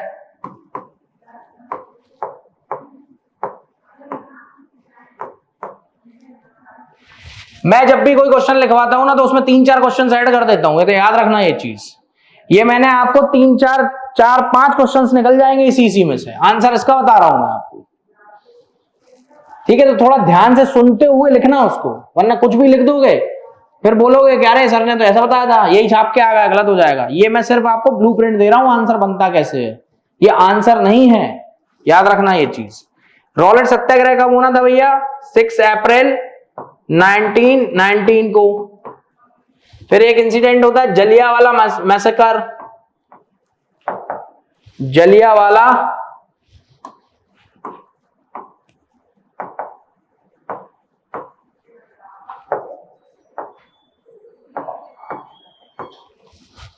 जलियांवाला मैसेकर, ठीक है ना। तो ये आपसे पूछा है 3 कॉज, आप लिख दो 3 कॉज, एक तो रॉलेट एक्ट, एक खिलाफत इशू, और दूसरा तीसरा लिख दो जलियांवाला मैसेकर, बस दे दिया ना मैंने आपको। 1 नंबर, 2 नंबर, 3 नंबर, लास्ट में लिख देना Gandhi ji felt the need of nationwide movement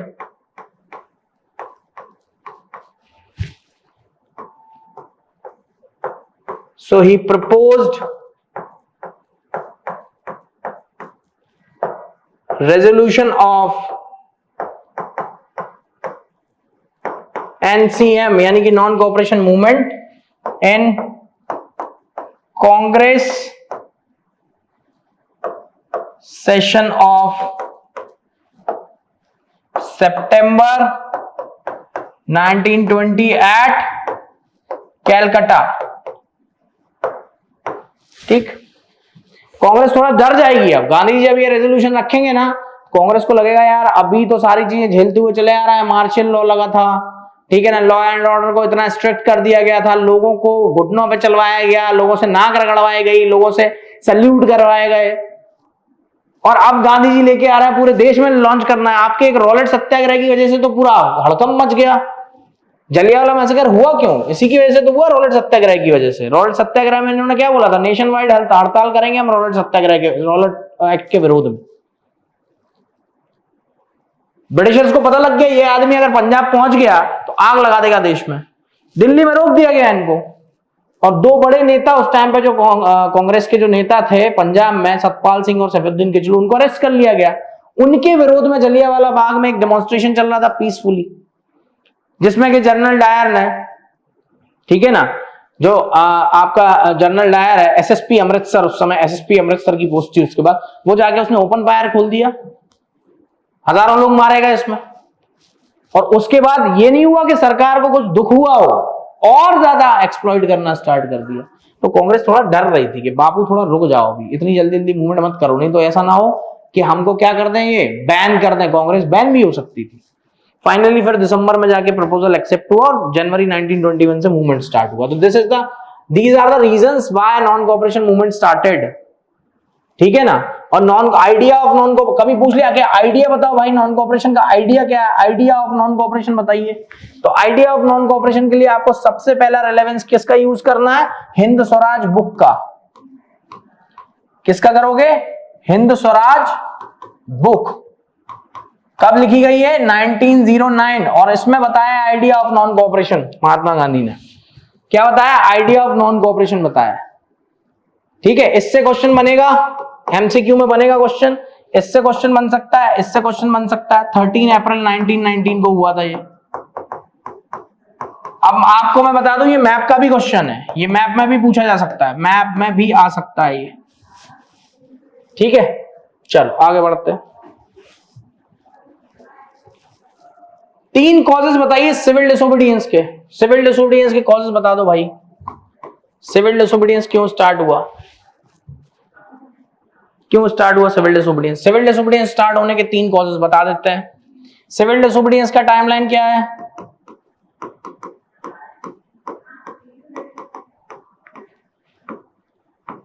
civil disobedience movement का टाइमलाइन क्या है भाई? कब स्टार्ट हुआ ये? इसकी कहानी चालू हो गई थी जनवरी 1930 से। January 1930 Gandhi's letter to Lord Irwin, Gandhi's letter to Lord Irwin. फिर इसमें आपको दिखाई देगा डांडी मार्च 1930, ठीक है ना, और कब? 12 March 1930।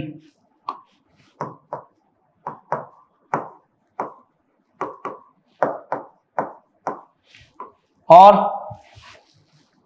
Salt law break, salt law broked, ये आपका 6 अप्रैल 1930। ये तो मैंने आपको बता दिया course of the movement, movement start कहां से हुआ, खत्म कहां हुआ।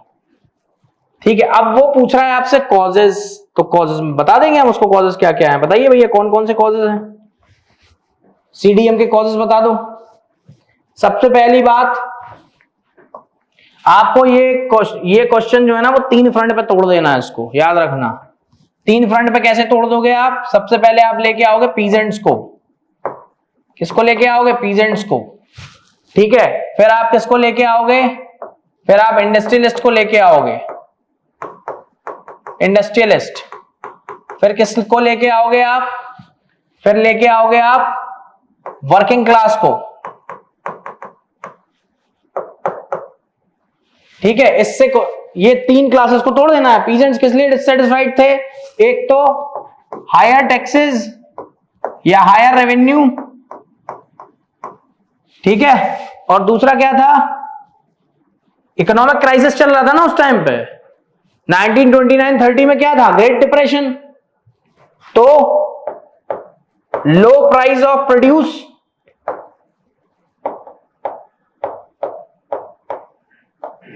Due to economic depression, economic depression की वजह से लो प्राइस ऑफ प्रोड्यूस। ठीक है, इंडस्ट्रियलिस्ट किस चीज से नाराज हैं? ये भी higher taxes in domestic market,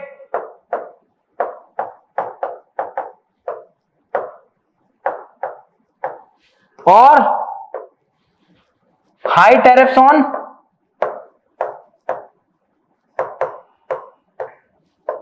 exports. ठीक है, और वर्किंग क्लास में क्या था? Long working hours, low wages. तो गांधी जी ने जो लेटर लिखा लॉर्ड इरविन को, इसमें 11 डिमांड्स हैं। कितनी डिमांड्स हैं? 11 डिमांड्स। ये सबको कवर कर रहा है, चाहे वो वर्किंग क्लास हो, चाहे वो आपकी इंडस्ट्रियलिस्ट क्लास हो, चाहे वो आपकी पीजेंट्री क्लास हो, तीनों को कवर कर रहा है। ठीक है, इक्वल राइट, इक्वल राइट्स की भी डिमांड की थी। फिर इसमें एक था सॉल्ट लॉ, ये होगा 3-4 कॉजेस।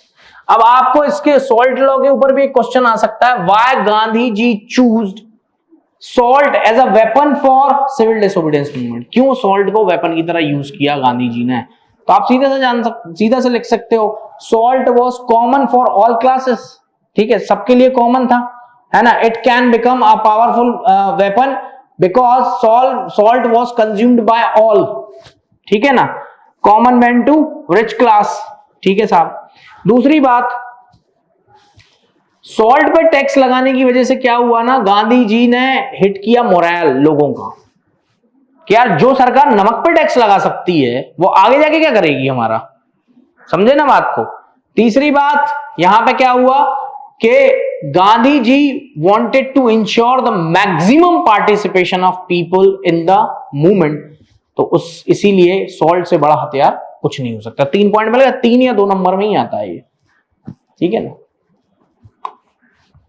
चलो आगे बढ़ते हैं। How did the business classes relate itself to the civil disobedience movement, explain with the example. ये मैंने आपको बता दिया है क्वेश्चन पिछली स्लाइड्स में, ठीक है ना। वही लिखना है उसमें कि एक तो क्या था कि सिविल डिसोबीडियंस के थ्रू इनको क्या क्या मिल जाता है, इंडस्ट्रियलिस्ट क्लास को क्या क्या मिल जाता,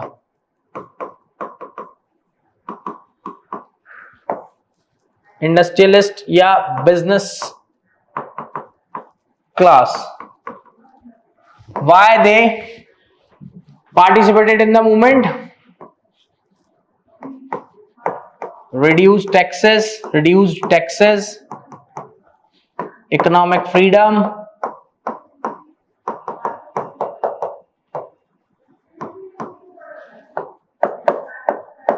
political power, ठीक है ना, और फ्लेक्सिबल पॉलिसीज, इसके लिए ये शामिल हुए थे। और क्या करना था इनको, ठीक है ना। चलो आगे बढ़ते हैं। Workers of Assam had their own understanding of Mahatma Gandhi and the notion of Swaraj, explain with example. देखो 5 नंबर में क्वेश्चन पूछ लिया, जबकि कंटेंट नहीं है उसमें 5 के लायक, तो याद रखना। तो जो कंटेंट है उसी को 5 में क्या करेंगे, मोल्ड करेंगे। देख लो यहां पे क्या है, कैसे करना है। लैंड इमिग्रेशन एक्ट डालोगे इसमें, इनलैंड इमिग्रेशन एक्ट डालोगे, इनलैंड इमिग्रेशन एक्ट डालोगे कि नहीं, inland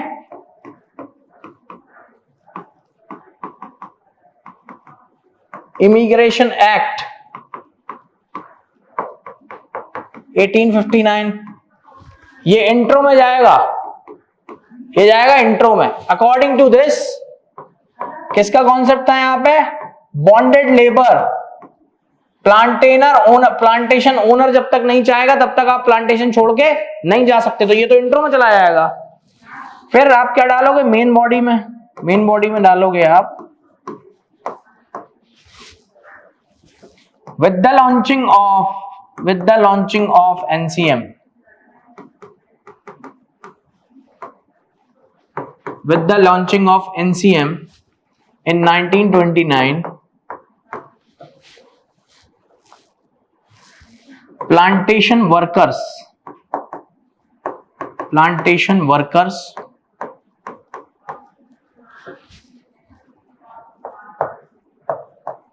heard about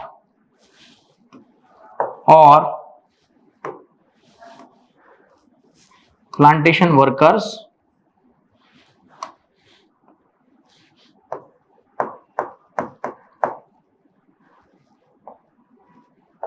got the news that a nationwide movement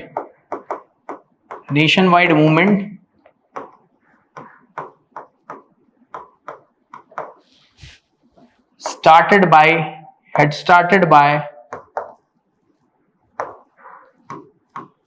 Gandhi ji. ये आ गया इतना मेन बॉडी में। अब आपको ये डालना है कि उन्होंने यहां पे जैसे ही सुना स्वराज, तो वो इसको क्या मिस इंटरप्रेट कर गए कि गांधी राज आने वाला है भारत में, गांधी राज और राम राज, इस तरह का कॉन्सेप्ट यहां पे डालोगे आप। ये स्वराज का नोशन था प्लांटेशन वर्कर्स के लिए, notion of Swaraj for plantation workers, Gandhi Raj Ramraj. So they escaped, they tried to or they managed to escape from plantations, भाग गए प्लांटेशन से। लेकिन अनफॉर्चुनेटली रेलवे और स्टीमर दोनों की स्ट्राइक चल रही थी, तो जैसे तैसे भाग के वो रेलवे स्टेशन पहुंचे भी, लेकिन पकड़ लिए गए, तो वापस इनकी पिटाई हुई और अगले दिन से वापस से वो प्लांटेशन में काम करना चालू कर दिए। So this is how your answer will be frame, कैसे आपका आंसर बनेगा। चलो आगे बढ़ते हैं।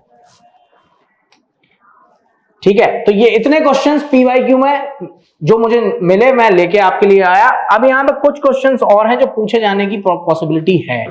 जैसे मैं कुछ इंपॉर्टेंट क्वेश्चंस लिख देता हूं आपको यहाँ पे, इंपॉर्टेंट क्वेश्चंस, और इंपॉर्टेंट मैप के क्वेश्चंस बता देता हूं, इंपॉर्टेंट क्वेश्चंस जो आपसे पूछे जा सकते हैं। तो अगर मैं बात करूं सबसे पहला नंबर, तो सबसे पहला क्वेश्चन आता है why Indians were outraged by, Indians were outraged by Indians were outraged by Rowlatt Act. ठीक है, रॉलेट एक्ट से इंडियंस को क्या प्रॉब्लम थी या इंडियंस क्यों नाराज थे उससे, तो उसमें आप सीधे सीधे से लिख सकते हो कि इंडियंस के अगेंस्ट बहुत सारे ऐसे लॉ बनाए गए थे, जो कि मैंने आपको बता भी दिया अभी पिछली स्लाइड में, है ना। मार्शल लॉ वगैरह आपको अच्छे से एक्सप्लेन करना है। फिर आपका दूसरा क्वेश्चन बनेगा what was the effect of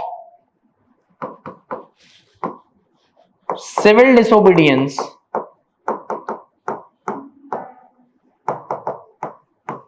in countryside. Countryside में सिविल डिसोबीडियंस का क्या इफेक्ट था, ये क्वेश्चन जो है ना इस बार पूछे जाने की संभावना है भाई। देखो आ सकता है ये क्वेश्चन, क्योंकि अभी तक नहीं आया ये क्वेश्चन, ये पूछा जा सकता है। कैसे लगोगे, कुछ कोई दिक्कत नहीं है इसमें। इसमें कंट्री साइड का पूछ रहा है ना, मतलब गांव के बारे में बात कर रहा है वो। 3-4 फ्रंट में आपको दे देता हूं, खोल देना वो। जैसा क्या क्या पहला क्या है, peasantry class actively involve,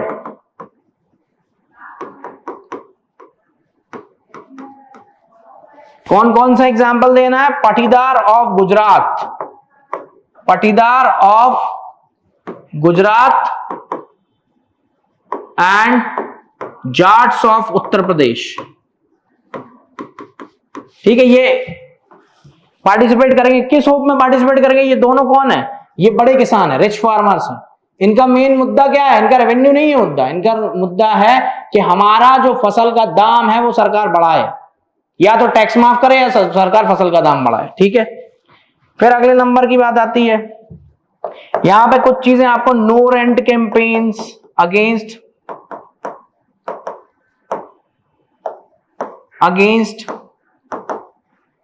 landlords, मतलब लैंडलॉर्ड्स की जमीन पे जो लोग खेती कर रहे थे उन्होंने नो रेंट कैंपेन चलाया। कांग्रेस ने इसको एंटरटेन नहीं किया था पहले, बाद में किया, क्योंकि अगर इसको एंटरटेन करती लैंडलॉर्ड नाराज हो जाते।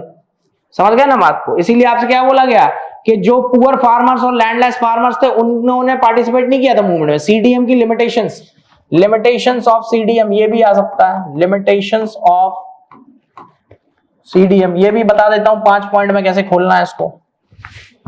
और क्या लिखोगे, प्रभात fairies, Prabhat fairies,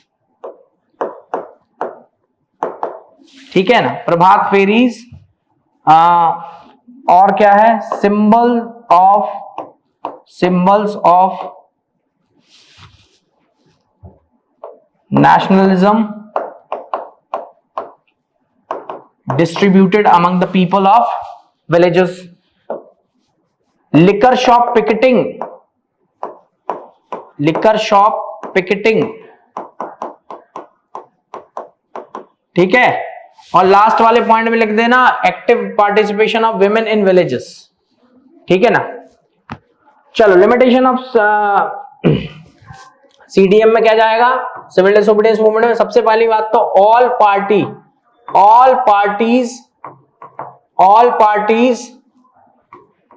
participation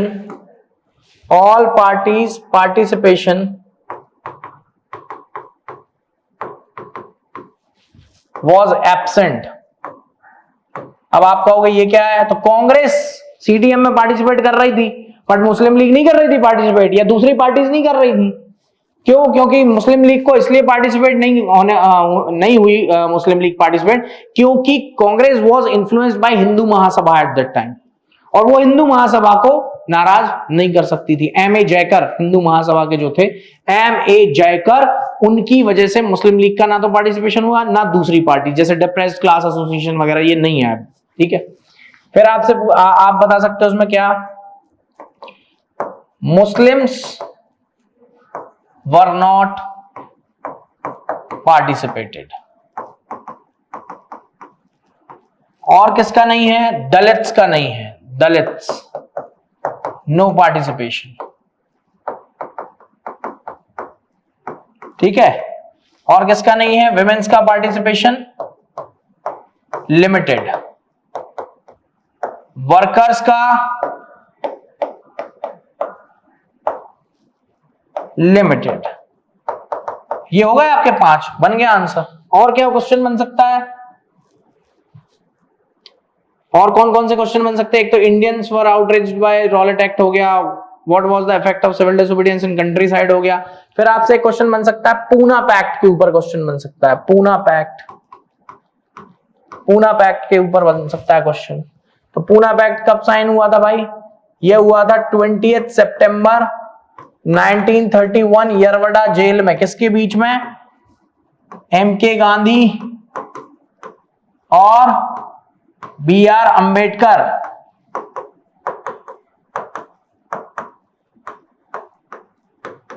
in दो लोगों के बीच में ये साइन हुआ था। ठीक है, किस वजह से साइन हुआ था, BR Ambedkar was demanding separate electorates for Dalit and Gandhi ji was not in the favour. तो गांधी जी ने फास्ट अंडर डेथ रख लिया, जब तक मर नहीं जाऊंगा जब तक कुछ नहीं खाऊंगा। तो फिर BR अंबेडकर को लगा कि यार मेरी वजह से कहीं ये नहीं निकल ले, नहीं तो पूरी जिंदगी भर मेरे ऊपर कलंक लग जाएगा कि बापू के जाने की वजह तुम हो। तो ये फिर गए, फिर उन्होंने बोला कि नहीं कोई बात नहीं, I am ready to give up my demand. ठीक है, फिर और क्या पूछा जा सकता है, और क्या क्वेश्चन बन सकता है, पूना पैक्ट बन सकता है क्वेश्चन। ठीक है, लिमिटेशन ऑफ CDM हो गया, effect of civil disobedience in countryside हो गया, स्वराज पार्टी पे क्वेश्चन बन सकता है, Swaraj Party, role of Swaraj Party पे क्वेश्चन बन सकता है। फिर एंड में आते हैं मैप के ऊपर, मैप से क्या क्या पूछा जा सकता है, इसके बाद लेक्चर को करेंगे एंड, और मैप आइटम्स देख लेते हैं क्या क्या हमारे पास हैं। तो मैप आइटम्स में एक तो आ गए कांग्रेस के सेशंस। ठीक है, कांग्रेस सेशन, कांग्रेस के सेशंस आ गए। ठीक है, सबसे पहला क्या है, कौन सा सेशन आएगा, सितंबर 1920, कहां हुआ ये, कैलकाटा। ठीक है, फिर दूसरा कहां आएगा, दिसंबर 1920, ये कहां हुआ, नागपुर। ठीक है, तीसरा कहां आएगा, 1927, तो ये कहां आएगा, मद्रास। ठीक है, और कोई है, बाकी दो बाहर हुए हैं, जैसे एक और मैं बता देता हूं आपको, 1929 में लाहौर में हुआ है। ठीक है, और 1931 में हुआ है कराची में। ठीक है, ये फिर आपसे मैप पूछा जा सकता है सत्याग्रह के ऊपर, कौन कौन से सत्याग्रह हुए हैं, कौन कौन से सत्याग्रह हुए हैं। तो सबसे पहले चंपारण 1917 बिहार। ठीक है, खेड़ा 1918 गुजरात। ठीक है, फिर आपका कौन सा हुआ, अहमदाबाद या cotton mill worker strike, cotton mill workers strike, ये कब हुआ है, 1918 अक्टूबर 1918, और कहां हुआ ये, अहमदाबाद। ठीक है, और बताइए कहां पे है, अगर मान लो कभी पूछ लिया, वैसे तो तुम्हें बताएंगे नहीं, पूछेंगे नहीं, रॉलेट सत्याग्रह कहां ऑर्गेनाइज करना था, अमृतसर, सत्याग्रह अमृतसर, जो कि हो नहीं पाया क्योंकि गांधी जी पहुंच ही नहीं पाया वहां पे। और बताइए और कहां पे होगा, नॉन कोऑपरेशन मूवमेंट का कॉल ऑफ या विड्रॉवल, विड्रॉवल ऑफ NCM, ये कहां होगा, विड्रॉवल ऑफ NCM कहां होगा, चौरी चौरा, यूपी गोरखपुर के पास। और बताइए कहां पे होगा, और कहां पे होगा? फिर आपका आएगा दांडी मार्च। दांडी मार्च कब हुआ? 12 मार्च 1930 से स्टार्ट है। और कहां पे? साबरमती आश्रम,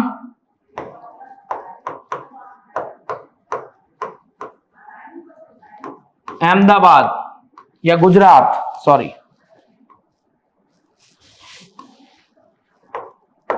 तुमसे केवल वो स्टेट आइडेंटिफाई करवाना चाहता है, उसको भी पता है कि तुम्हें नहीं आता है इससे ज्यादा, तुम एग्जैक्ट थोड़ी बता पाओगे, कार्टोग्राफर थोड़ी हो तुम। ठीक है, और बताइए और कहां पे होगा? दांडी मार्च हो गया, विड्रॉवल ऑफ एनसीएम हो गया, रॉलेट सत्याग्रह, कॉटन मिल वर्कर्स सारे हो गए, ये सत्याग्रह सारे हो गए आपके। ठीक है, तो इतने इंपॉर्टेंट मैप आइटम्स हैं इसमें, इतने कर लेना आप। ठीक है ना, तो आपका मैप का क्वेश्चन बाहर नहीं जाएगा इससे। ठीक है बच्चों, तो मिलते हैं अगली लेक्चर में एक नए टॉपिक के साथ, है ना। कोशिश करेंगे कि ज्यादा से ज्यादा क्वेश्चंस आपके कवर हो पाए। आई होप कि आज बहुत सारे क्वेश्चंस हमने कवर किए, आपने जाना कि क्या आंसर राइटिंग पैटर्न होना चाहिए, किस तरह से हमें आंसर्स को अटेम्प्ट करना है, क्या नए क्वेश्चंस बनने की पॉसिबिलिटी है। सो मिलते हैं अगली क्लास में बच्चों, थैंक यू।